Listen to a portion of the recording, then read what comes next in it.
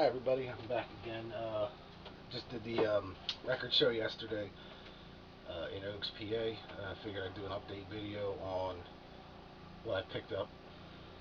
There's a lot of stuff, so I'm going to make it quick. Um, Everything's pretty much self-explanatory.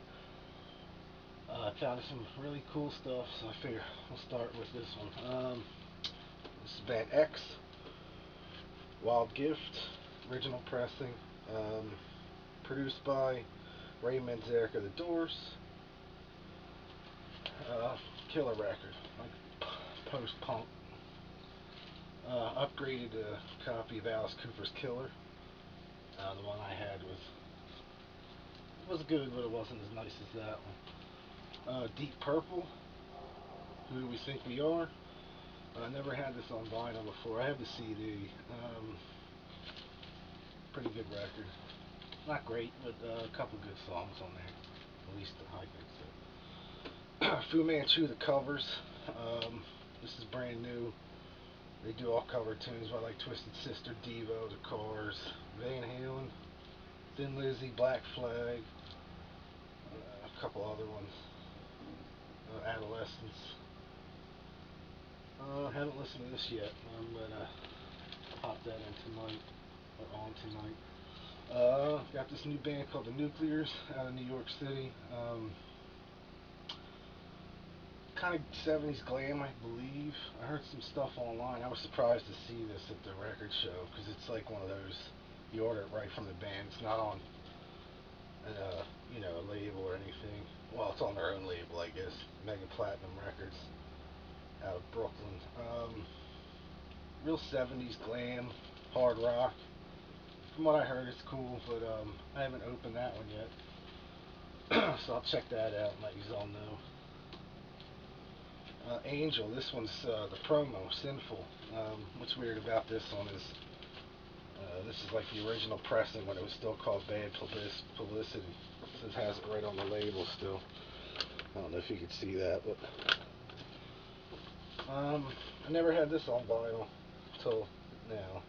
So it was nice to find, the gold stamp promo with the original album title. I think there is copies out there floating around with them, with the album as called Bad Publicity. But I don't think I've ever seen one. Next is the T-Rex reissue of Electric Warrior, classic album. I guess they remastered it. Yeah, mastered a Capitol mastering. Haven't heard this yet. I'm looking forward to hearing this. I've heard good things about it. So yeah, that'll probably be the first thing I pop on tonight. Ian Hunter's Short Back and Sides. This is cool. This came out in '81, I think. This is a gold stamp promo. Yeah, produced by Mick Ronson and Mick Jones of The Clash, which he's on here, along with Todd Rundgren and Alan Foley from Meatloaf and Night Court. She was on Bat Out of Hell, Meatloaf Bat Out of Hell record. She was the short blonde-haired one in the first couple seasons of Night Court. Two Muddy Waters imports, Sings Big Bill and At Newport. Now these are on the Marble Arch label. Never seen these before. I mean, I've seen the titles, but never quite, these covers. So I got these for like $7 each, something like that. Pretty damn good shape. Nice and mint. The vinyls are really pristine on those, which was good to see. Something that's that old. Hound Dog Taylor and the House Rockers, self-titled. This album is a must. It's real blues, real heavy blues, like almost hard rock blues. I have this on disc. For some reason, the vinyl sounds 10 times better than the CD does. I think they did a pretty shitty job mastering the CD. back in the late 80s. But this came out in 73, 74, something like that. Almost dropped it. This is on Alligator. I think they reissued this on 180 gram vinyl, which I may pick up. But I'm curious to hear the remastered on vinyl. So it's kind of expensive though. I think the list on it's like 19.99 or 22.99 or something. But yeah, this is a great record. Next is the John Lee Hooker Endless Boogie. I haven't listened to this yet. This is in the album jacket's looks kind of shitty, but it's just worn bad and there's tape up top. I hate when people tape. I'd rather just leave it on, when this seams break, just leave it. Unless you're pro with glue, but this is a great record, I guess, from what I understand. I haven't listened to it yet. Steve Miller's on it. I mean, there's a ton of players on this. Billy Ingram, Mel Brown. Not too much to say. I haven't listened to it. Thank God the records are in almost mint. So the cover, the jacket's pretty crappy, but the records are near mint. Best of Dean Martin. This is an upgrade of the one I have. This is the stereo pressing. I have the mono. Not much to say about that. Everybody's gonna laugh at this one. But the best of Tony Orlando and Dawn's greatest hits. When I was a kid, AM radio was all we had around here in the Philadelphia area, so you heard a lot of Tony Orlando. What can I say? I like it. I still like it. I can listen to it anytime. pretty good. This is all I need. Best of. That's all you really need if you're into Tony Orlando. Next is the Four Horsemen. Now this was a pain in the ass to get. This is the I guess this is the U.S. pressing of the first EP back on Caroline Records. It took me forever to find. Nobody said it was easy. This was actually easier to find than that. But this just took me long. This is still sealed. Very underrated band from the late 80s. Should have been huge. I know the singer had some troubles. They lost a couple members. The original drummer died from diabetes, I think. The singer, Frank, was killed while he was in a motorcycle accident after he put the second full length out. And he died like 5 or 6 years later, so it's kind of weird. But great band. If you've never heard the Four Horsemen, I suggest you go out and go out and check that stuff out.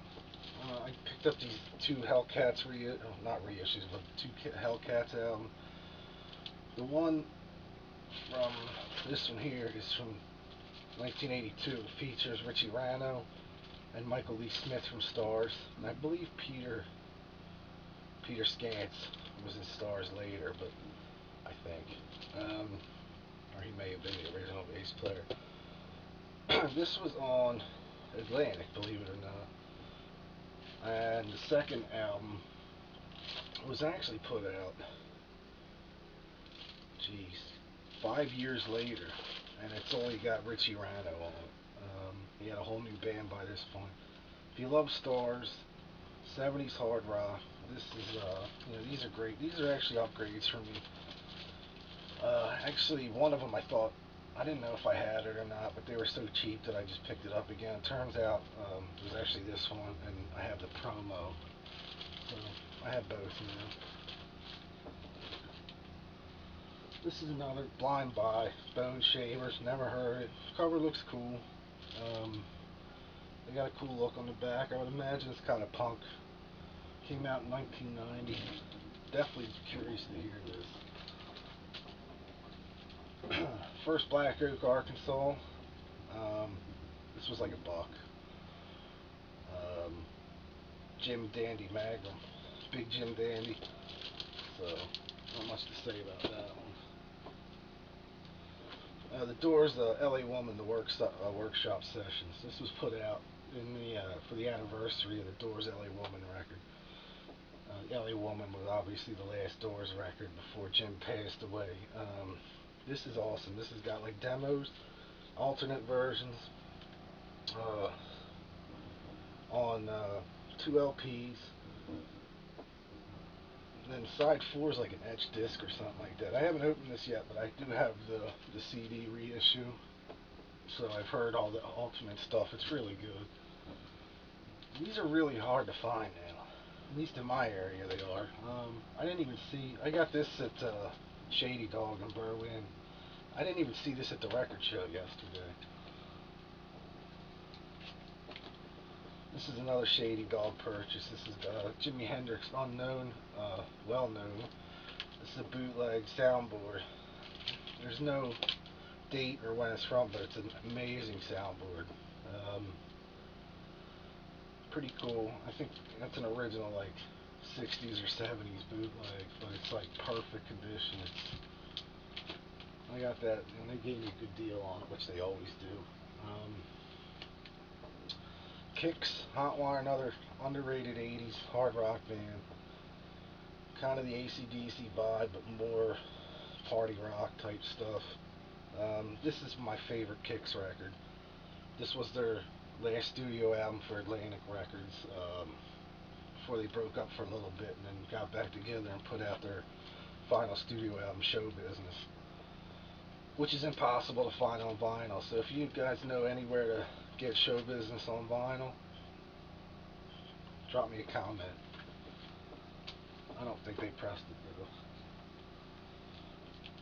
though. Another underrated hard rock record from the 80s is Cocked and Loaded from LA Guns. This is a gold stamp promo. I love this album. More so than the first album. I think Tracy Guns is LA Guns. I think he's proved that with the last few LA Guns records that he wasn't on, which I think it's his band, but yet they go on and still use the name. Not a big fan of that, but you know, what are you gonna do? Great record. Rip and Tear, Never Enough, Sleazy Come, Sleazy Go, or Sleazy Come, Easy Go. Give a Little is a great song. Showdown, Ride on Sunset. If you never heard this, which, if you haven't heard this record yet, there's something wrong with you, to be honest. I got the story about the first Mercyful Fate EP. This goes for a lot of money, I think like $60 on eBay. I found this for $5. Guy didn't know what he had, I guess. And it wasn't at the record show or anything. It was just I went and looked through a bunch of records to possibly make a purchase for eBay for the American Music Pickers, and this was in there. This was the only metal thing that he had. Everything else was like Lawrence Welk and all this crap. This is sitting in there. So I offered him $5. He took it. He thought it was satanic anyway, so he wanted it out of his house. And from Mercyful Fate we go to Stryper, Heaven and Hell. You know what I mean?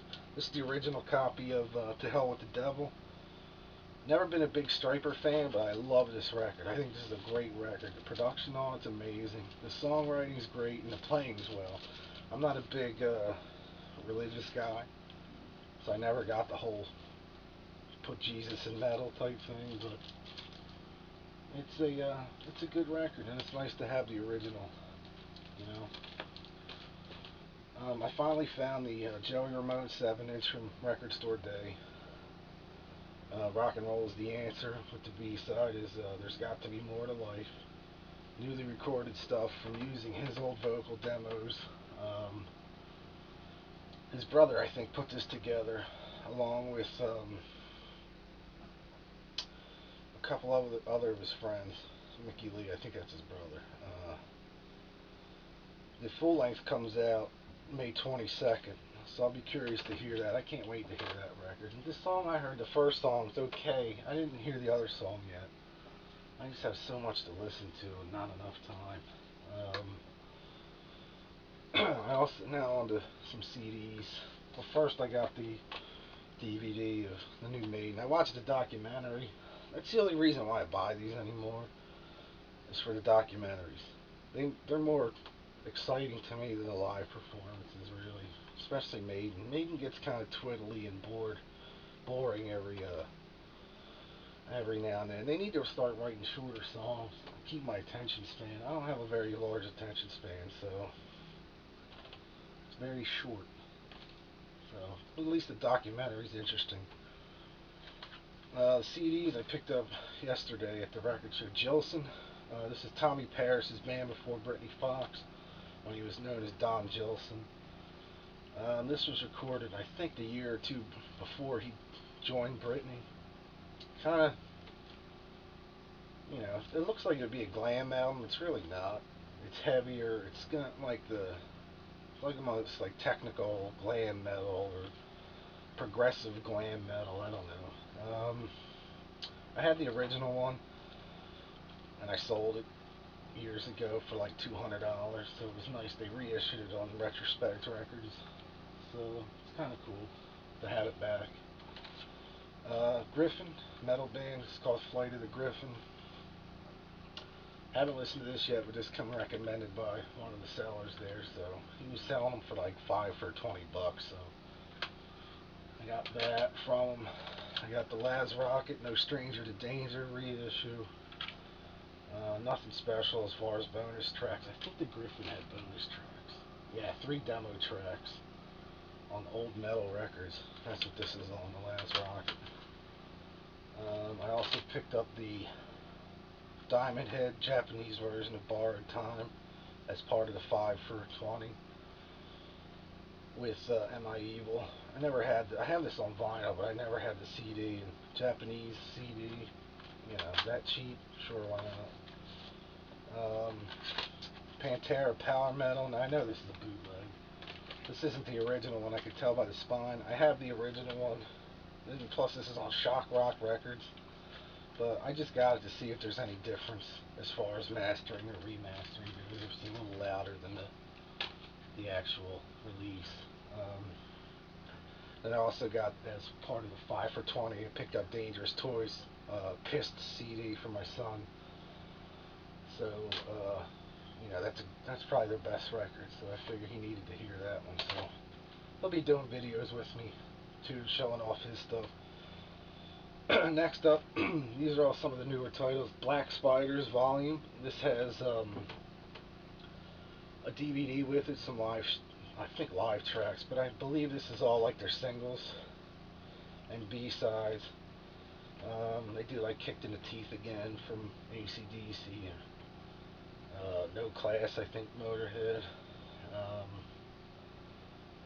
And St. Peter and Stay Down are the single versions. Now, their stuff is hard to get over here. And so if anybody can give me the full-length first album of Black Spiders, again, send me a comment, because I definitely want to hear that. I have an EP, but I think they put a full-length out other than that one. Next up is The Treatment, This Might Hurt. This is a reissue with a bunch of bonus tracks. There's 14 tracks total on this one. I think the original pressing with the other cover has like 10 songs on it. And it's funny because they put the single out for Drink Fucking Fight, which wasn't on the original pressing, but it's on this. This is a great UK band, really killer band. Heavy, almost Skid Row, Slave to the Grind type stuff. Definitely sleazy. It's cool to hear a band nowadays do stuff like this. Next up is Casablanca. This is Ryan Roxy's band, from Ryan Roxy from Alice Cooper. This is his new band. It's called Apocalyptic Youth. 10 songs, kind of like his other stuff. If you're familiar with Ryan Roxy and his solo albums, it's kind of the same vein, a little heavier. Great image. 10 songs. It's on Rocket Song Records out of Germany. But definitely, I guess I haven't checked to see if they have a website yet, but I'm sure they do. Check out Casablanca. They're really cool. And the last thing I got from a buddy of mine, Joe Booth. the cheats. It's called Pussyfootin'. This is a demo or a sampler from the upcoming record. He gave this to me, so he gave me the first two studio albums before. They're kind of like the Super Suckers or Nashville Pussy type stuff. I haven't listened to this yet. I'm very curious. I love their second album. The first album was okay. The second album's great. I can't wait to hear this. This is 10 songs from the new album. Now, I don't know if they're going like if these are demo versions or not, and then they're gonna re-record them, or if there's just this is like an unmixed version of the record. But I'm looking forward to hearing that. Anyway, thanks for subscribing. Thanks for watching. I will be doing a DVD update again. I said that in my last video, but I'm putting stuff together now and trying to watch stuff. I have a bunch of DVDs, a bunch of movies that I've watched that I would like to talk about. So thanks for subscribing, thanks for watching, and I'll see you next time. Bye.